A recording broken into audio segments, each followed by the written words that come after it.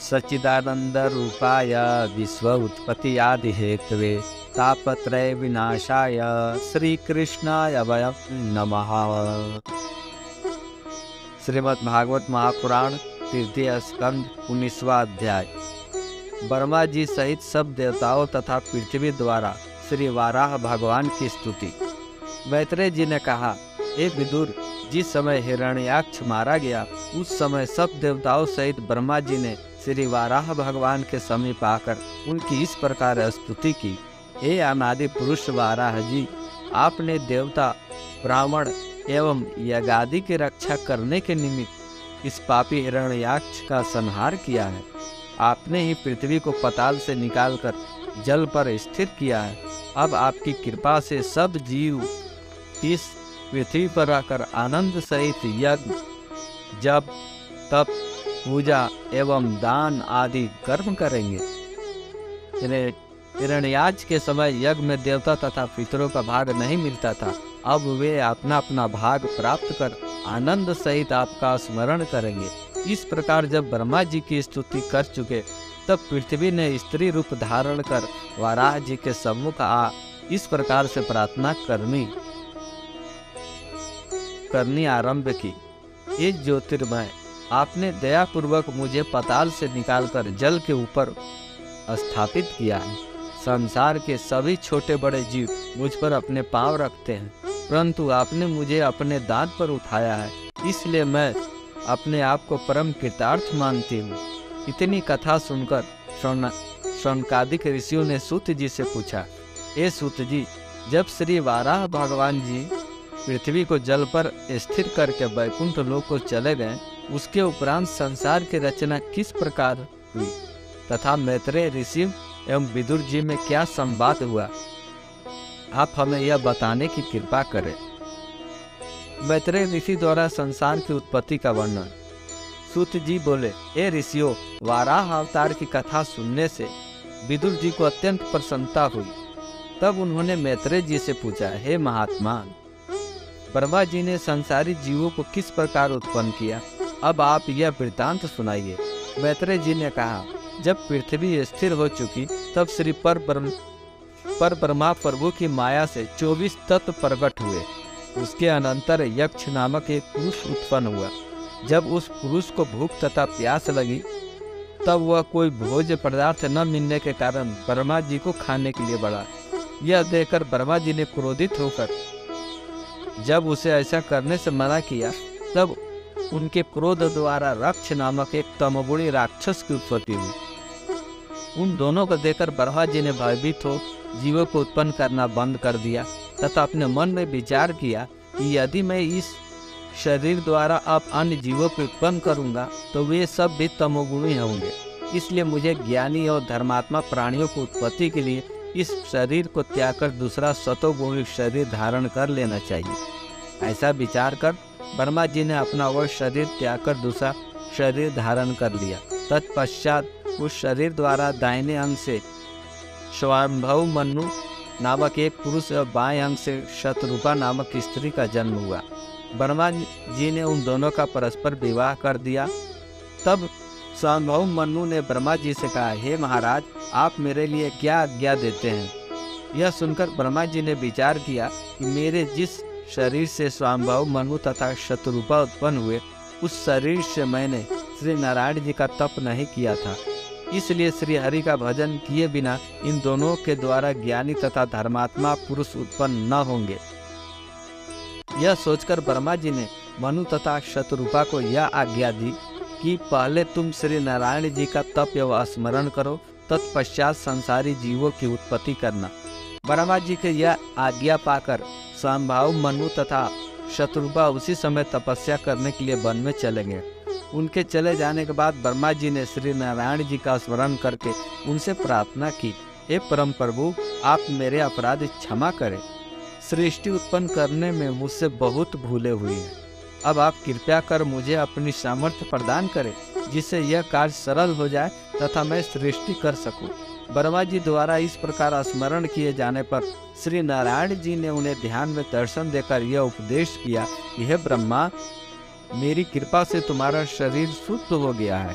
अब तुम सृष्टि की रचना करो। उससे धर्मात्मा तथा ज्ञानी जीव उत्पन्न होंगे। श्री नारायण जी के यह आज्ञा पाकर ब्रह्मा जी ने उन्हीं की कृपा से मरीच, कश्यप, अत्रि, अंगिरा, पुलस्त्य, कृति, भृंगु, वशिष्ठ, दक्ष तथा नारद ये 10 पुत्र उत्पन्न हुए। उन 10 पुत्रों ने ब्रह्मा जी से कहा, हे पिता, आप जो आज्ञा दे उस कार्य को करने के लिए हम प्रस्तुत हैं। ब्रह्मा जी बोले, तुम लोग श्री नारायण जी की तपस्या करने के पश्चात संसारी जीवों को उत्पन्न करो। इसी में मेरी तथा श्री नारायण जी की प्रसन्नता है। यह सुनकर नारद, अंगिरा और क्रतु ने कोई उत्तर नहीं दिया, परंतु भृंगु आदि 7 पुत्र अत्यंत प्रसन्न हुए। तदंतर ब्रह्मा जी के वे 10 पुत्र तप करने के लिए वन में चले गए। जिस समय ब्रह्मा जी के शरीर से संभाव, मनु तथा शतरूपा की उत्पत्ति हुई थी, उस समय उनके पूर्व शरीर की हड्डी और चमड़ू से एक अंधेरा प्रकट हुआ। उस अंधेरे को यक्ष और रक्ष ने स्त्री जानकर ग्रहण कर लिया। मैत्रेय ऋषि बोले, हे विदुर जी, संभाव, मनु और शतरूपा ने वन में जाकर 10,000 वर्षों तक भगवान नारायण का ध्यान करके तपस्या की। तब भगवान ने प्रसन्न होकर उन दोनों का अपना दर्शन दिया और बोले, मैं तुमसे बहुत प्रसन्न हूँ, अतः तुम मनो इच्छित वर मांग लो। उस समय मनु और शतरूपा भगवान के दर्शन करके बहुत प्रसन्न हुए और हाथ जोड़कर इस तरह कहने लगे, यह भगवान, हमने जगत की रचना करने और राज सिंहासन का आनंद पाने के लिए तप किया, सो यह हमसे बहुत बड़ी भूल हुई। हमें राज पाने की अपेक्षा मुक्ति पाने के लिए तपस्या करनी चाहिए थी। यह वचन सुनकर श्री नारायण भगवान कहने लगे, हे मनु महाराज, तुमने जिस कार्य के निमित्त मेरी तपस्या की है वह और उसके अनंतर तुम जो कुछ भी चाहो वो मुझसे मांग सकते हो। प्रभु को अपने ऊपर अधिक प्रसन्न हुआ देखकर मनु और शतरूपा हाथ जोड़कर प्रार्थना करते हुए इस प्रकार बोले, हे भगवान, हम लोगों की यह इच्छा है कि हमें आप जैसा पुत्र प्राप्त हो। यह वचन सुनकर भगवान बोले, मेरे समान तो समस्त विश्व में कोई भी नहीं हो सकता, इसलिए स्वयं मैं ही तुम्हारे पुत्र के रूप में अवतार ग्रहण करूंगा। इतनी बात कहकर श्री नारायण भगवान अंतर ध्यान हो गए। तब मनु और शतरूपा ने वन में लौटकर पितामह ब्रह्मा जी के पास आकर दंडवत की और फिर से अपने पिता ब्रह्मा जी के आदेश से समस्त भूमंडल का राज करने लगे। तत्पश्चात स्वयंभव मनु और शतरूपा के द्वारा उतानपाद और प्रियव्रत नामक 2 पुत्र और आकुति, देवहूति एवं परशुति नामक 3 कन्याओं का जन्म हुआ। उतानपाद का पुत्र ध्रुव हुआ। प्रियव्रत पहले तो नारद जी के ज्ञानोपदेश से विरक्त हो गए थे, परंतु पुनः ब्रह्मा जी द्वारा समझाने पर उन्होंने 7 द्वीपों का राज किया और स्वयंभव मनु ने आकुति का विवाह रुचि नामक ऋषि के साथ किया। हे विदुर जी, ब्रह्मा जी के द्वितीय पुत्र कर्दम ऋषि ने भी अपने पिता के कथनानुसार 10,000 वर्षों तक श्री नारायण भगवान का तप किया। जब तप से प्रसन्न होकर भगवान ने उन्हें दर्शन दिया और वरदान मांगने को कहा, उस समय कर्दम ऋषि ने प्रभु को साष्टांग प्रणाम करने के पश्चात हाथ जोड़कर विनय करते हुए कहा कि हे सर्वांतर्यामी प्रभु, मैंने सृष्टि रचना के निमित्त तप किया है, इसलिए आप मुझको इसी के हेतु वरदान दीजिए। यह सुनकर भगवान कहने लगे, मैं तुम्हें यह वरदान तो देता ही हूँ, इसके अनंतर तुम और जो कुछ भी चाहोगे वह सब भी तुम्हें प्राप्त होगा। और सुनो, आज से तीसरे दिन मनु अपनी कन्या देवहूति का विवाह तुम्हारे साथ करेगा, सो तुम उस विवाह को स्वीकार कर लेना। इस तरह वरदान देने के बाद श्री नारायण के नेत्रों से यह विचार कर आंसू गिरने लगे कि देखो, कर्दम ऋषि ने केवल विवाह के लिए ही 10,000 वर्ष तक ऐसा घोर तप किया है। जिस जगह पर श्री नारायण जी के नेत्रों से आंसू गिरे थे वहाँ बिंदुसर नामक तीर्थ बन गया। यह तालाब अभी भी कुरुक्षेत्र के पास उपस्थित है। इस तरह आंसू टपकने के बाद नारायण भगवान ने कर्दम ऋषि से कहा, हे ऋषि, जो प्राणी इस सरोवर में स्नान करेगा उसका मन धैर्य कर्मों में लग जाएगा और उसके सारे पाप नाश हो जाएंगे। इतना कहकर त्रिलोकीनाथ अंतर्ध्यान हो गए। इसके बाद कर्दम ऋषि राजा मनु के आने की प्रतीक्षा करने लगे। तीसरे दिन राजा मनु अपनी रानी शतरूपा पुत्री देवहूति के समेत रत्न जटित सुंदर रथ पर सवार हो बिंदुसर तीर्थ में आ गए और वहाँ स्नान करने के बाद उन्होंने कर्दम ऋषि के आश्रम में आकर कर्दम ऋषि को साष्टांग प्रणाम किया।